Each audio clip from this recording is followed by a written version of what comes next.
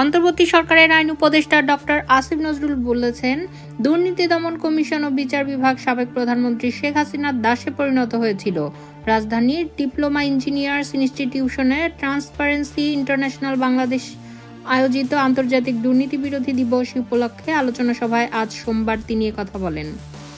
এ সময় আওয়ামী লীগ সরকারের সময়ের বিভিন্ন দুর্নীতির ফিরিস্তিও তুলে ধরেন আইন উপদেষ্টা। শেখ হাসিনাকে উদ্দেশ্য করে আসিফ নজরুল বলেন, একজন বেহায়া প্রধানমন্ত্রী বলতেন 400 কোটি টাকার মালিক তার পিয়ন, তার বোন চোর, অথচ সেই প্রধানমন্ত্রী বলে বেড়াতেন খালেদা জিয়ার কথা। আইন উপদেষ্টা বলেন, 1957 সালে দুর্নীতি দমন ব্যুরো হয়েছে আর 2004 সালে হয়েছে দুদক। তবে দুদক ও বিচার বিভাগ আগের শেখ হাসিনার দাসে পরিণত হয়েছিল। কর্মকর্তারা ভালো পরিবেশ পেলে কাজ করতে পারেন, সেটা এখন দেখান। রাজনৈতিক চাপ থাকা সত্ত্বেও অনেক ভালো কাজ করা সম্ভব জানিয়ে তিনি বলেন, রাজনৈতিক লোককে দোষ দিয়ে নিজের অন্যায় ঢাকার চেষ্টা করা থেকে বিরত থাকতে হবে।